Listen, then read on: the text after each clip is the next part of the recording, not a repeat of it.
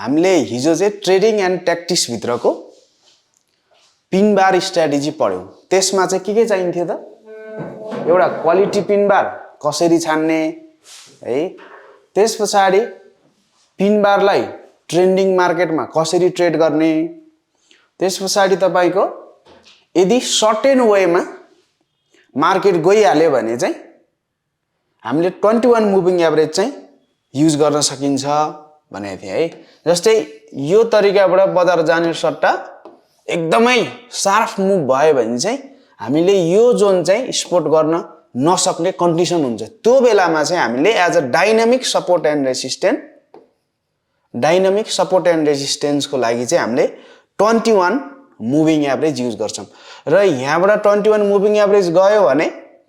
र यो एरियामा हामीले स्पोर्ट गर्न नसकिरहँदा स्विङ बिकम सपोर्टमा हाम्रो वेटिङ चाहिँ हुन्छ,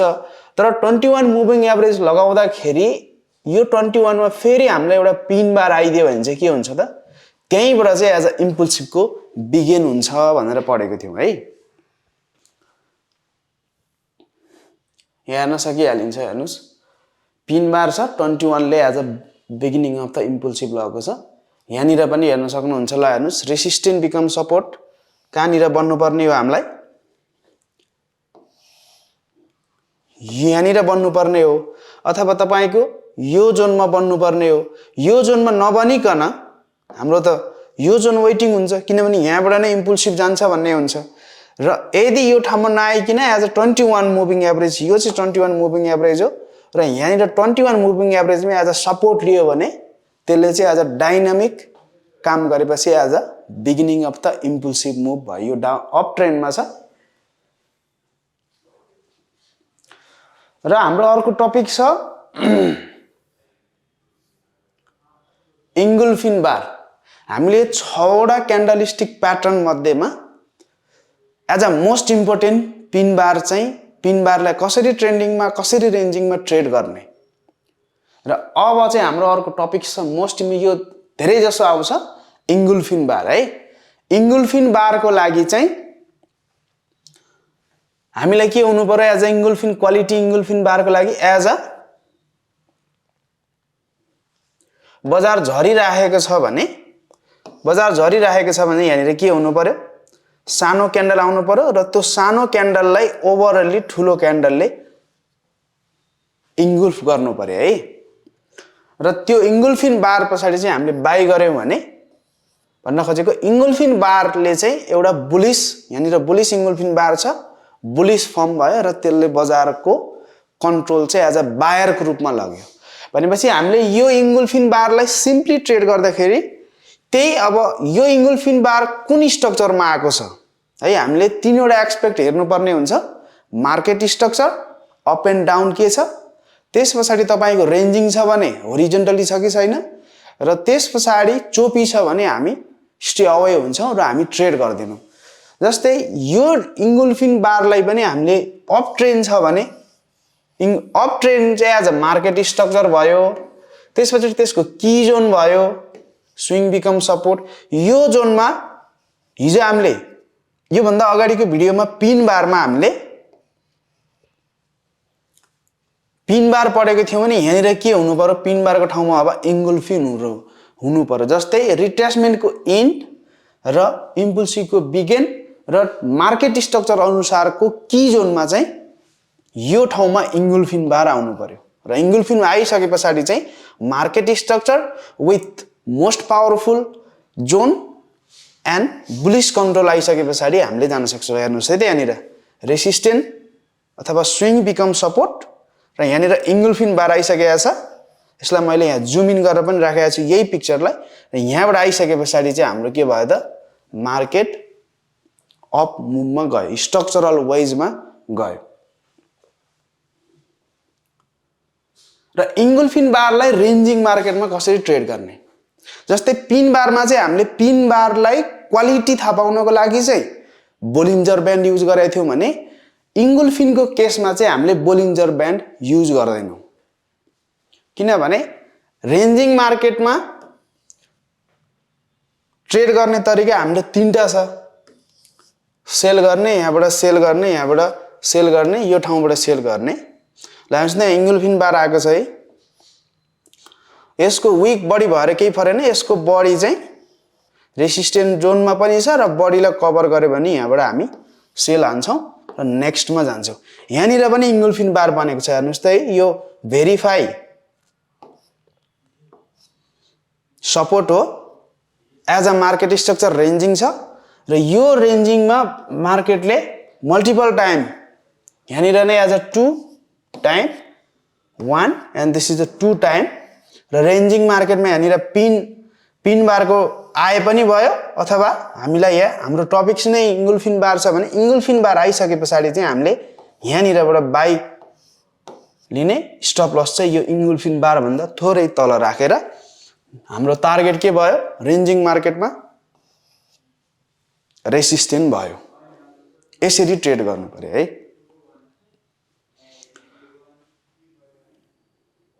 त्यसपछि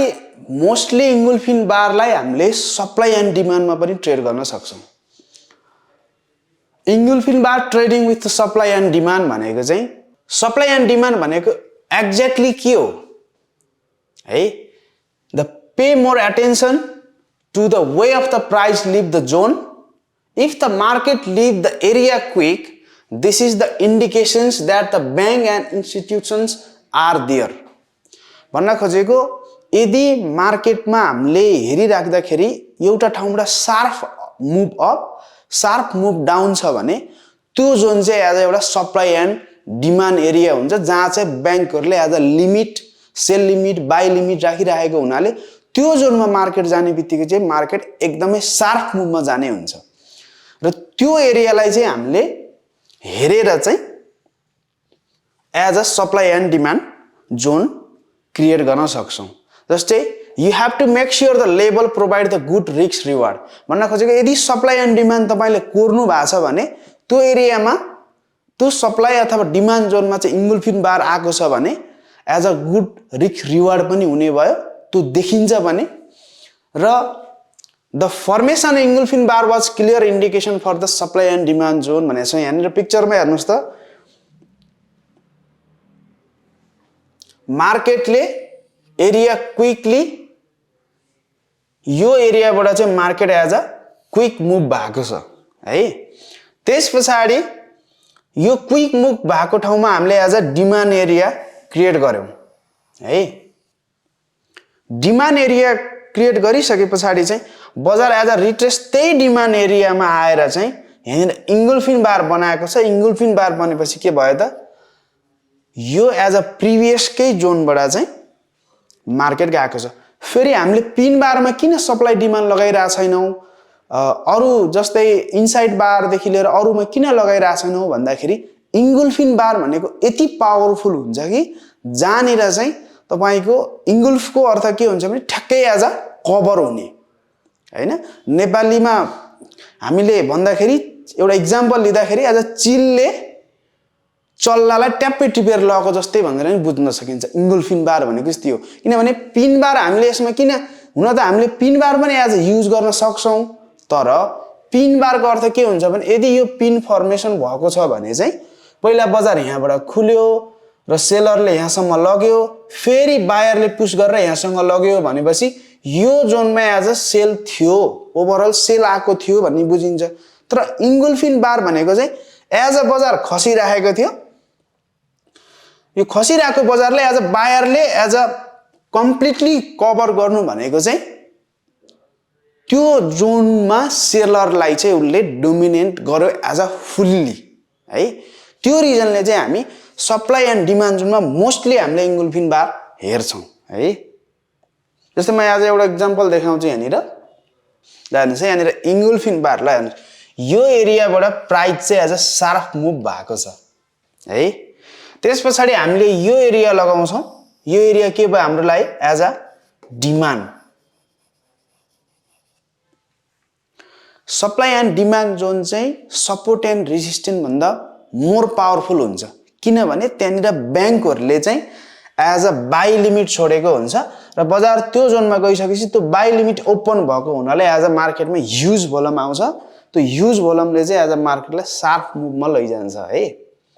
त्यसपछि यो जोनमा हामीले डिमान्ड क्रिएट गर्यौं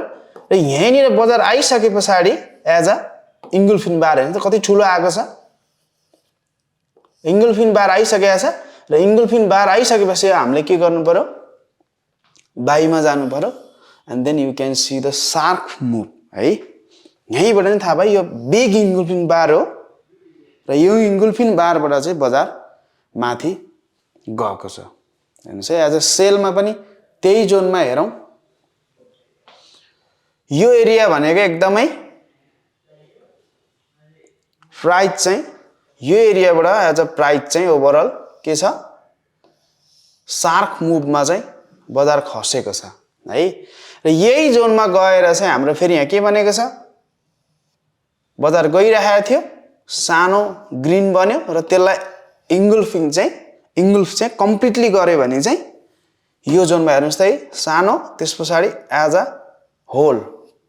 र त्यस पछाडि हामीले वी क्यान सेल इट है। यो US 30 को हो। यसरी चाहिँ हामीले सप्लाई एन्ड डिमान्ड पनि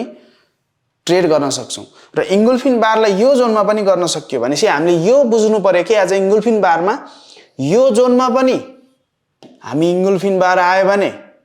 ट्रेड गर्न सक्यौं इम्पल्सिभ, र रेन्जिङमा पनि यो जोनमा गएर एज अ 2 टाइम भेरिफाई भएको छ भने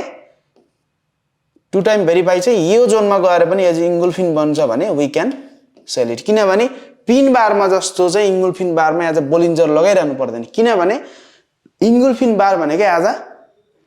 क्याप्चर गर्ने, एकदमै कम्प्लिटली सेलरलाई डोमिनेट गर्ने 99.9% ओभरअल 100% भनेर बुझ्नु पर्यो है।